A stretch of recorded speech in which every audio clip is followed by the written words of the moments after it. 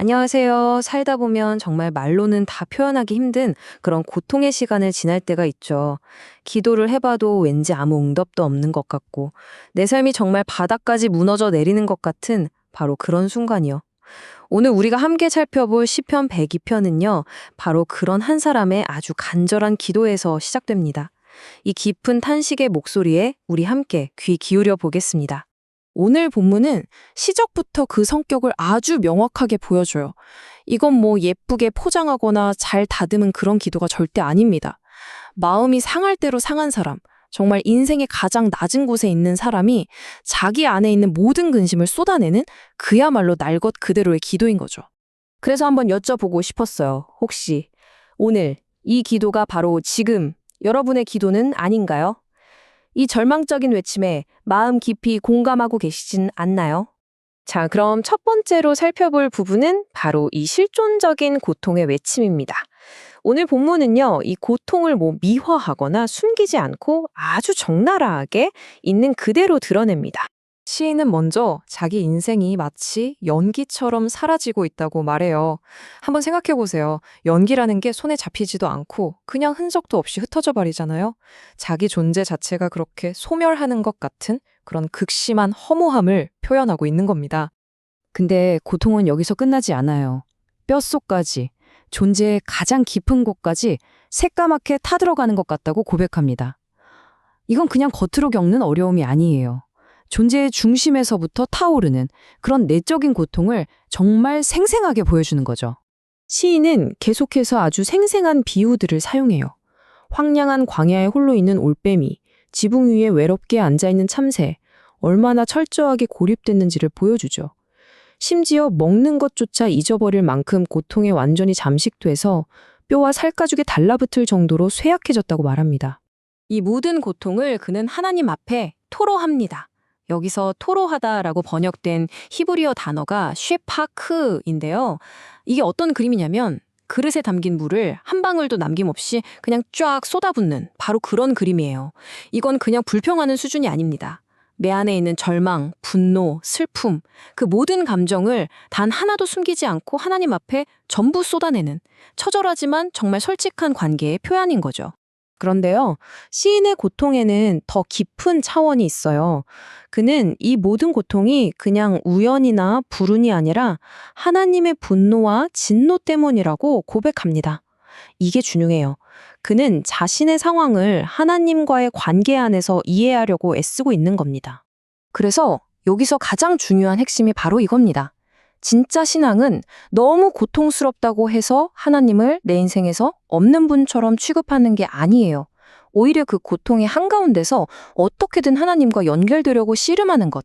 바로 이게 신앙의 본질이라는 거죠. 그런데 이 깊은 탄식 속에서 정말 놀라운 반전이 일어납니다. 바로 이 지점에서 시인의 시선이 절망적인 자기 자신에게서 영원하신 하나님께로 완전히 옮겨가요. 믿음의 위대한 전환이 시작되는 거죠. 여기서 정말 놀라운 대조를 보게 됩니다. 이게 바로 이 전환의 핵심이에요. 한쪽에는 연기처럼 사라지는 내 인생, 수시로 변하는 내 감정, 또 무너져 내리는 내 건강이 있어요. 전부 변하는 것들이죠. 그런데 다른 한쪽에는 어떻습니까? 영원히 보좌에 앉아 계신 결코 변하지 않는 하나님이 계십니다. 오늘 본문에서 영원히라고 번역된 히브리어 레올람은 그냥 오랫동안 이런 뜻이 아니에요. 이 단어는 결코 변하지 않는 견고함, 어제나 오늘이나 내일이나 한결같은 신실함을 의미합니다. 시인은 지금 거친 폭풍우 속에서 절대로 흔들리지 않는 단단한 닻을 발견한 거예요. 바로 하나님의 그 변함없는 성품이라는 닻을 말이죠. 여기서 정말 중요한 건 시인의 고통스러운 상황이 갑자기 해결된 게 아니라는 거예요. 아픔은 여전히 그대로일 수 있어요. 하지만 그의 믿음이 바라보는 방향이 바뀐 겁니다. 흔들리는 나 자신을 바라보던 시선에서 결코 흔들리지 않는 하나님을 바라보는 시선으로 이 위대한 전환이 일어난 거죠. 이렇게 시선이 바뀌니까 정말 놀랍게도 미래를 향한 확신에 찬 선언이 터져 나옵니다. 세 번째 부분에서는 회복을 위한 정한 기한에 대한 이 믿음을 한번 살펴보겠습니다. 시인은 이제 자기 개인의 고통을 넘어서 이렇게 선포합니다. 주께서 일어나셔서 시온을 긍휼히 여기실 겁니다. 여기서 시온은 단순히 어떤 장소가 아니라 시인 자신을 포함한 하나님의 백성 공동체 전체를 의미해요. 많은 학자들은 이 시편이 이스라엘 민족 전체가 바벨론 포로로 잡혀가서 완전히 무너졌던 그 절망적인 상황을 배경으로 한다고 봐요. 그러니까 이건 나만의 기도가 아니라 우리의 기도가 되는 거죠. 그리고 시인은 확신합니다. 하나님께서 정하신 회복의 때, 그 정한 기한이 다가오고 있다고요. 여기서 정한 기한으로 번역된 히브리어 모에드는 정말 특별한 단어입니다. 이건 막연하게 언젠가 좋아지겠지 하는 그런 희망사항이 아니에요. 모에드는 마치 우리가 달력에 딱 표시해둔 약속의 날처럼 하나님께서 정해두신 명확한 바로 그때를 의미합니다. 시인의 희망은 뜬구름 잡는 이야기가 아니라 하나님의 약속이라는 확실한 시간표에 근거하고 있는 겁니다. 성경은 우리에게 아주 분명하게 말합니다. 우리의 기다림은 끝이 없는 막막한 기다림이 아니라는 걸요. 하나님의 때는 반드시 그리고 가장 정확한 순간에 찾아온다는 약속입니다. 이것이 바로 시인이 그 깊은 절망 속에서 붙잡았던 희망의 근거였던 거죠. 자, 이제 마지막으로 이 모든 내용을 종합하면서 이 무너진 자리에서 우리가 정말 붙들어야 할 핵심이 무엇인지 한번 정리해 보겠습니다. 오늘 본문이 말하는 핵심, 바로 이것입니다.